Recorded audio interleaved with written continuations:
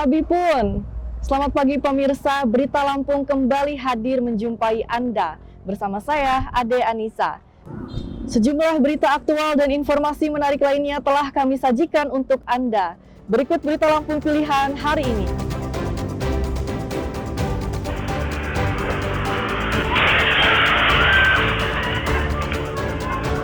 Dua pengendara motor di Lampung Selatan bertabrakan, 2 orang tewas.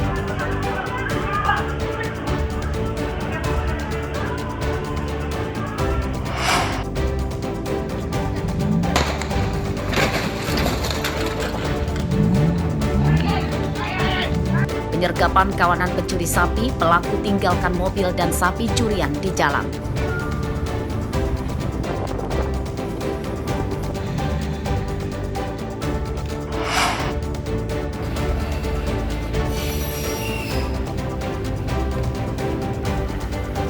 Jalan lintas Kecamatan Semuli Raya, Lampung Utara rusak, padahal belum lama selesai diperbaiki.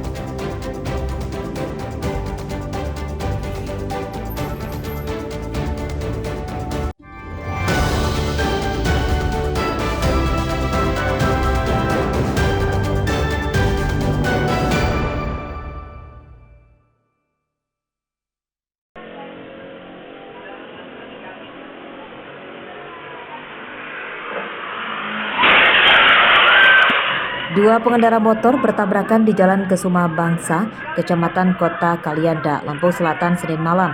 Kedua pengendara motor yang tidak mengenakan helm itu tewas di lokasi kecelakaan akibat mengalami luka berat di kepala. Lalu seorang penumpang perempuan yang merupakan istri salah satu korban mengalami luka berat dan langsung dibawa warga ke rumah sakit. Kedua korban yang meninggal dunia bernama Saprudin dan Gunawan, keduanya warga Kalianda, Lampung Selatan. Menurut polisi, kecelakaan tersebut disebabkan salah satu motor melaju kencang dan melebar hingga masuk ke jalur lawan. Nah, dalam kecelakaan tersebut ya di TKP satu korban ya meninggal dunia, kemudian 3 korban lainnya dibawa ke rumah sakit Bob Bazar Kalianda.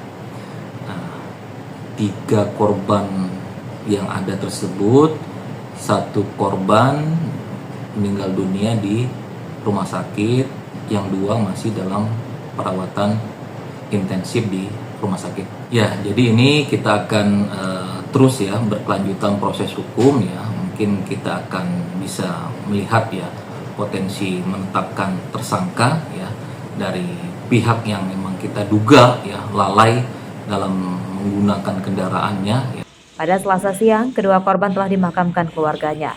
Sedangkan salah satu korban yang selamat masih menjalani perawatan di Rumah Sakit Umum Daerah Bob Bazar Kalianda, Lampung Selatan. Untuk kepentingan penyidikan, kedua motor yang bertabrakan disita polisi sebagai barang bukti. Ari Susanto melaporkan dari Lampung Selatan.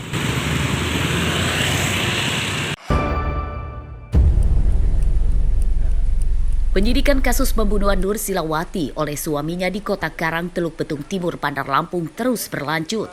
Selasa siang, tim forensik Polda Lampung mengekshumasi jenazah korban yang dimakamkan di tempat pemakaman umum dekat kediamannya. Ekshumasi jenazah yang telah dimakamkan lebih dari sepekan tersebut bertujuan untuk mencari tahu penyebab pasti kematian korban. Sebab selama penyidikan, tersangka Hengki memberikan keterangan ke polisi yang berubah-ubah. Masih hari ini adalah untuk mencari penyebab dari kematian pada korban. Dan saat ini masih berlangsung kegiatan ekshumasinya. Untuk hasil nanti menunggu dari laboratorium forensik apa penyebab dari kematian korban. Untuk dugaan awalnya seperti apa sih Pak Kapolsek? Dugaan awal ya seperti yang telah disampaikan, dicekik, kematiannya dicekik. Namun untuk memastikan itu dari laboratorium forensik, itulah kegiatan kita dilakukan ekshumasi ini. Pembongkaran makam jenazah Nur Silawati dihadiri keluarganya. Mereka berharap tersangka dihukum berat. Ya, setahu saya itu main tangannya tuh saya yang tahu saya. Itu pas malam itu, pas 2 bulan sebelumnya. Memang sering berantem dengan mbak kita ya, dengan korban ya. Iya, Apa harapan kita sebagai keluarga dengan proses hukum terhadap pelaku ini? kalau bisa sih dihukum seberat-beratnya lah Mas, nggak setimpal gitu kalau misalkan nggak seberat-seberat, karena ya, mbak saya juga nggak bakal bisa balik lagi juga kan, gitu. Pengennya mah seberat-beratnya, semoga aja.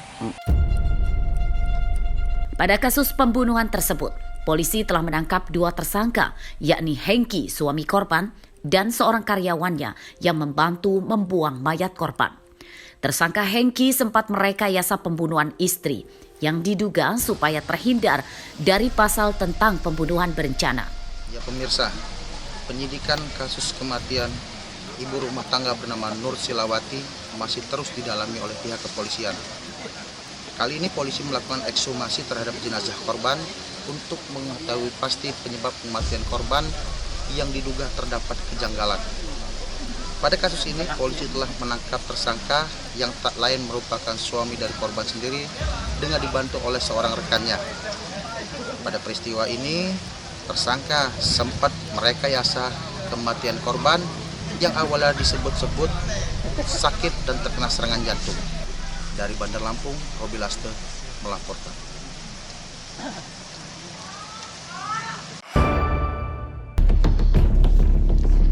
Ada pemandangan yang tidak terduga dalam penanganan kasus tewasnya perempuan hamil di Kebun Singkong, Desa Tridharma Wirajaya, Kecamatan Banjar Agung, Tulang Bawang pada hari Minggu lalu. Rupanya, tersangka pembunuhan berinisial SM ada di lokasi penemuan mayat korban. Bahkan ia terlihat pura-pura sedih di samping mayat yang sedang diperiksa petugas.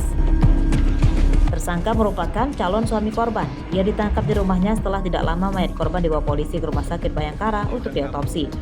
Menurut polisi, pembunuhan dilatar belakangi tersangka tidak siap menikahi korban yang telah dihamilinya, dan tersangka tidak mau bertanggung jawab telah menghabiskan uang korban sebesar 80 juta rupiah untuk berjudi daring. Jadi rasa belum siap untuk masuk ke jenjang pernikahan, menerima kenyataan bahwa korban ini hamil 3 bulan yang diperkuat dengan hasil dari USG. Jadi yang bersangkutan kemudian merencanakan untuk menghabisi nyawa daripada korban.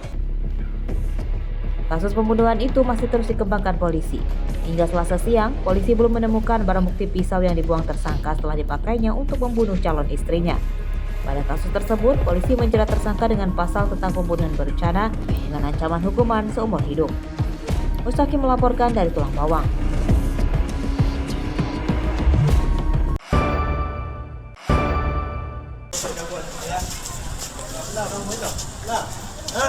Seorang tukang sablon di Ambarawa, Pringsewu ditangkap karena menyambi menjual narkoba. Tersangka bernama Agung Saputra. Dari penggeledahan di rumahnya, polisi menyita 30 bungkus sabu-sabu siap edar, timbangan digital berikut puluhan plastik klip kosong. Agung Saputra merupakan residivis kasus pencurian. Ia berdalih baru 1 bulan menekuni bisnis haramnya tersebut karena usaha sablon miliknya sepi pelanggan. Tersangka menjual narkoba ke teman-temannya di desanya. Terus kamu sistemnya jualnya gimana? Ya jual barang aja Pak, terus dibayar. Terus udah berapa lama kamu? Sekitar sebulan Pak. Sebulan. Terus pekerjaan kamu apa? Saya nyablon Pak. Nyablon. Masih nyablon atau enggak? Masih cadangan nyablon. Ada nyablon kadang jualan sabu. Iya. Jual sabu ini yang ininya. Terus hasil kamu jualan berapa? Untung pakai sendiri Pak biasanya. Lu pakai sendiri. Terus Iya. kamu kamu labelin harga-harganya itu dari mana itu? Dari berasnya kan beda Pak, jadi dikasih harga di situ. Kalau pengakuan dari tersangka sendiri sudah 2 bulan. Terus itu itu diajarkan Hanya di wilayah Pringsewu dan sekitarnya. Terus pelaku itu sebelumnya pernah terjerat kasus narkoba atau belum? Kalau untuk pelaku ini residivis kambuhan memang sudah beberapa kali keluar masuk lapas. Terus apa sih langkah dari kepolisian dengan maraknya kasus narkoba di Pringsewu? Langkah selanjutnya seperti apa? Untuk langkah selanjutnya bahwasannya untuk masyarakat sendiri tolong berikan informasi kepada kami kalau terkait ada penyalahgunaan narkotika, kemudian tolong diawasi anak-anaknya sehubungan memang peredaran narkoba ini secara terselubung. Untuk pasal yang jerat, pasal 114 Undang-Undang Nomor 35 Tahun 2009, ancaman hukumannya maksimal 20 tahun penjara. Penyidikan kasus tersangka masih dikembangkan polisi untuk memburu pemasok dan para pembeli narkoba. Akibat perbuatannya, Agung Saputra harus kembali menjalani sebagian masa hidupnya di dalam penjara untuk yang kedua kalinya. Ancaman hukuman 20 tahun penjara tentang pemberantasan narkoba kini telah menantinya di depan mata. Asep Saifullah melaporkan dari Pringsewu. Habis.